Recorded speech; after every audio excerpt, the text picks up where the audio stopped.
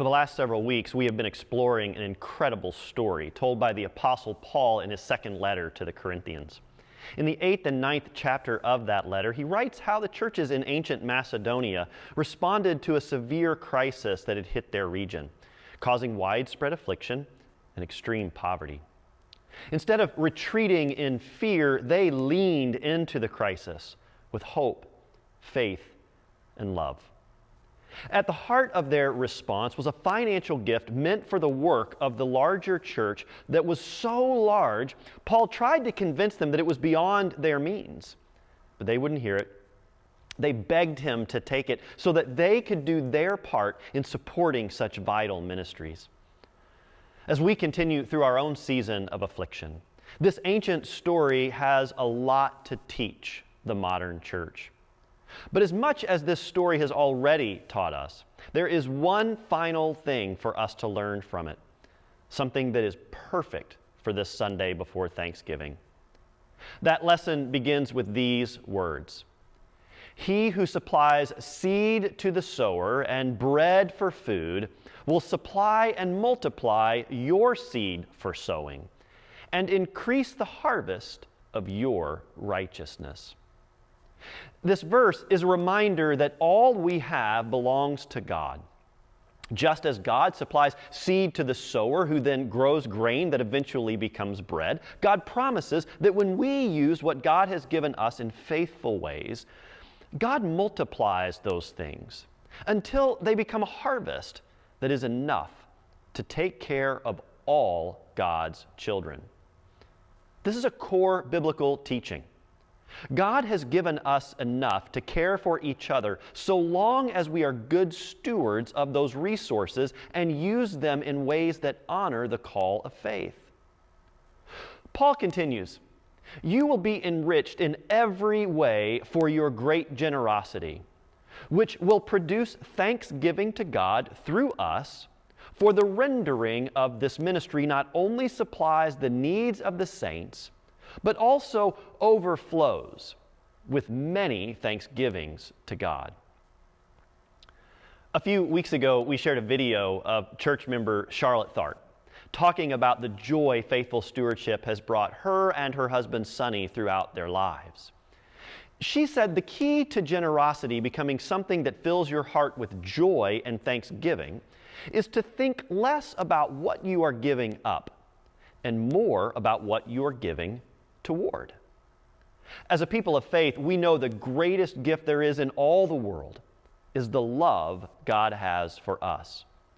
A love that is freely given, but a love that calls us to model our lives after the embodiment of that love, Jesus the Christ.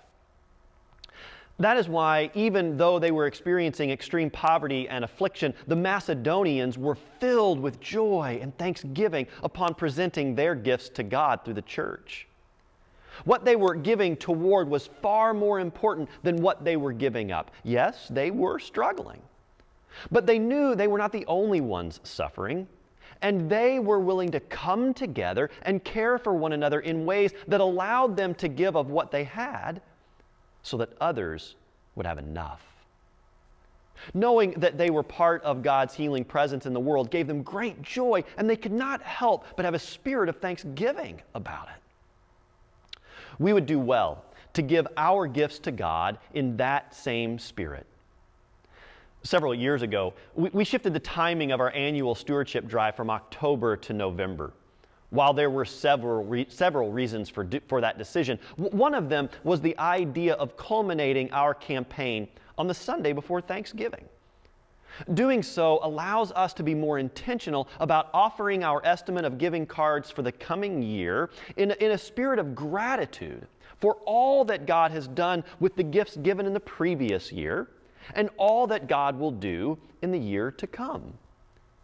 In so doing, especially in a year like this one, we join with the ancient church in Macedonia and our faith ancestors throughout the centuries who have seen their gifts to God less as something they are giving up than something they are giving toward.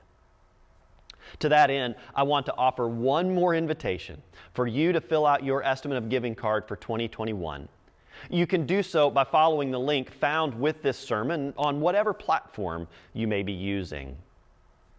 Now, as important as presenting our gifts before God is, it is also important that we spend a little bit of time broadening our thoughts of gratitude on this Thanksgiving Sunday, especially this year. By all accounts, 2020 has been a hard year. Making it even harder is the reality that COVID-19 rates are at their highest so far, and if things don't change, it will be a very long and hard winter. Because the situation with the virus is where it is, we are being asked to limit our holiday gatherings in ways that most of us have never had to do. I started hearing several church members express their grief and loss about this reality a few months ago, and those expressions have increased in recent weeks. For many, this will be a holiday season that will not include some of the things we love most about this time of year. I hear that. I get that. I am grieving the loss of those things, and I know that many of you are as well. At the same time, as hard as it is to miss out on some of those things, we all need to do our part. Please listen to health experts' advice and follow their recommendations. Doing so could greatly reduce the impact of the virus, and it could save thousands of lives. In the midst of all this, it might be harder than usual to come up with things for which we are grateful this Thanksgiving. But I believe that there is still plenty of things for which we can give thanks, even if it means looking at things a bit differently. To get a head start on this practice, I reached out to our church's elders as well as our board, asking them to share some things for which they are grateful. Their responses helped me realize that while things are challenging right now, there are lots of things for which to give thanks. At the top of their combined list was the expression of gratitude for their families and close friends. Several of them talked about the gift of being able to spend more time with spouses and children, and more than one talked about the gift of technology that is allowing them to be in touch with those that they love. One family brought home a new daughter through the gift of adoption.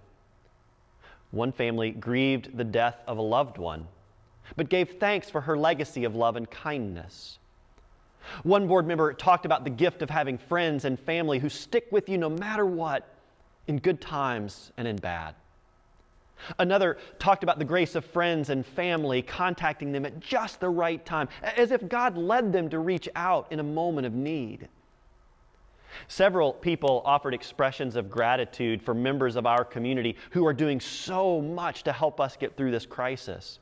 Medical professionals, frontline workers, those who work in grocery stores and restaurants, postal workers, poll workers, police officers, firefighters, first responders, men and women in the armed forces, governmental leaders, media professionals, pastors, and teachers.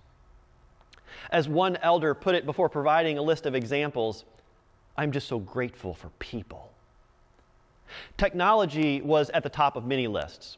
It not only allows us to see distant friends and family, but also to work and meet with others while remaining safe. And of course, it gives us the ability to binge TV shows, watch lots of movies, and on a personal note, I am so grateful for how my sons have stayed connected with their friends through joint video games and chat sessions. There were also expressions of gratitude for the ability to serve others, to give generously, to appreciate what we have, to slow down, and reevaluate how we are spending our time.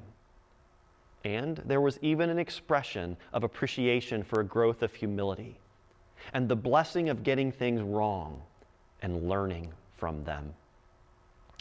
I am so grateful for those board members and elders who shared their list of Thanksgiving blessings with me, and I hope their list helped create a sense of hope and gratitude for you as well.